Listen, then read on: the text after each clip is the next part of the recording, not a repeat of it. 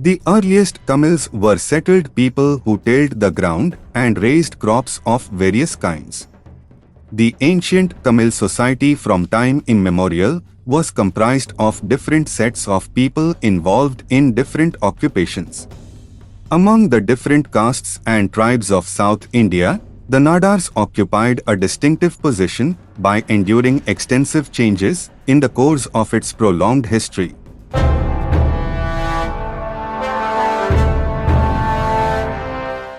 The Nadars were known for their traits called Santranmai, that is, nobility, because they were capable of controlling various prospects and pursuits of life in a noble and acknowledgeable way.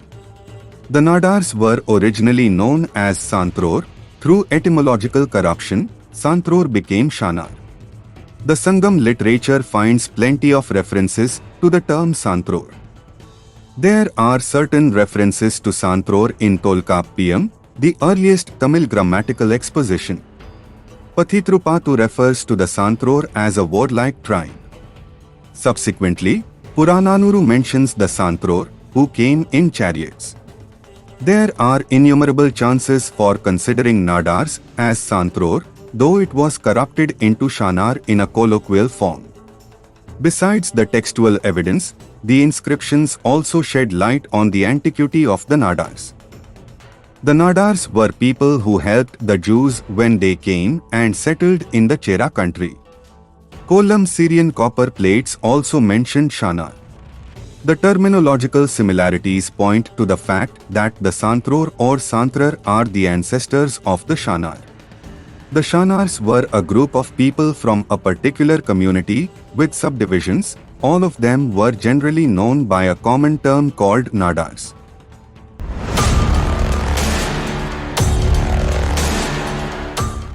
The Nadars claim that they have a glorious past. In the very ancient period, the Nadars were the rulers of the land. Some of them held various higher positions in the administration. Under the Cheras and Pandyas, they were landlords. Under the Nayaks, they became small landholders, and under the Polygars, they were appointed as tax collectors by the administrators in their Teri regions. They were treated as people belonging to the Valangai group. The Valangai Nool claims that they were warriors. The Valangai warriors traced their origins even back to the days of Karikala Cholan. In due course, the Nadars were reduced to servitude and pushed into the wilderness by the immigrants. It's unclear what caused their downfall. They were not only deprived of their land but also relegated to the lowest rank of the social hierarchy. When poverty and starvation haunted them, they moved to the forest and hilly tracts and resorted to the most hard and dangerous professions, like climbing the tall palmera tree to extract its sap. Those who crossed the sandy coastal region with their group and family settled in the coastal regions amidst palmera forests. They used those trees as their means of life.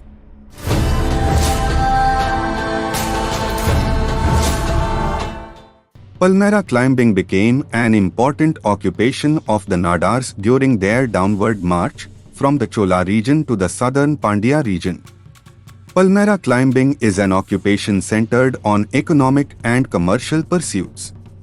Nadars of the sandy coastal Teri regions, known for Palmera forests, are associated with Palmera climbing. The availability of Palmera forests assisted the Nadars in utilizing them for their trade, economic purposes, and prospects.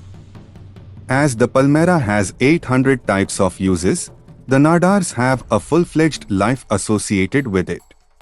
The Nadars utilized all the parts of the tree effectively because they were aware of the utility value of the different parts of the Palmera tree, from root to fruit. Toddy tapping for the production of an intoxicating liquor called kallu was a common occupation carried out by the people who inhabited the sandy Teri regions. Most of them were engaged in toddy tapping and jaggery making. The Palmera climbers, called Panayaris, were treated as an occupational group.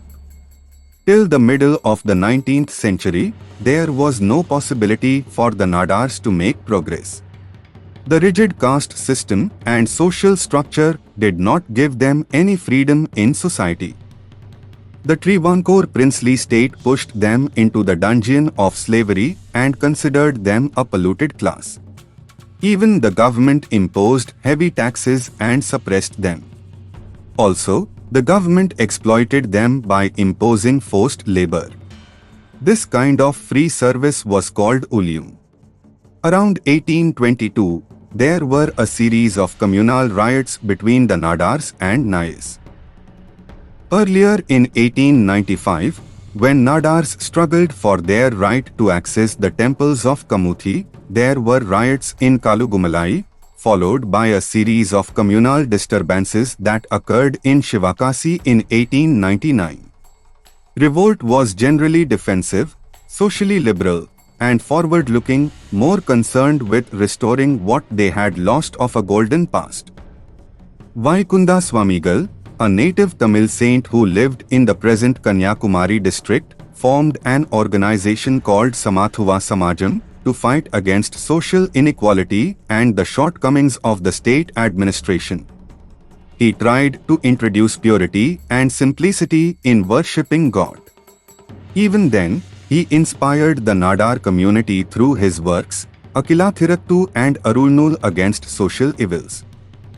Long before the genesis of popular socio-religious reform movements, Vaikunda Swamikal gave the clarion call to the oppressed communities to liberate themselves from the clutches of the caste Hindus. Tirukural inspired him about equality and the art of good government. The work of Vaikunda Swamikal and his movement for the upliftment of the Nadar community were praiseworthy.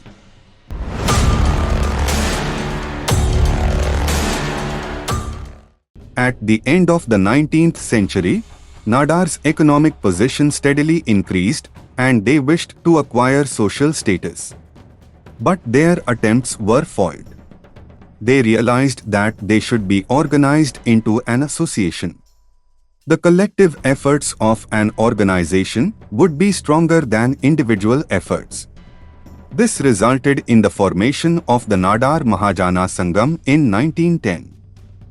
The first Nadar Sangam conference held at Poriyar expressed their loyalty and devotion to the Emperor of England, Edward.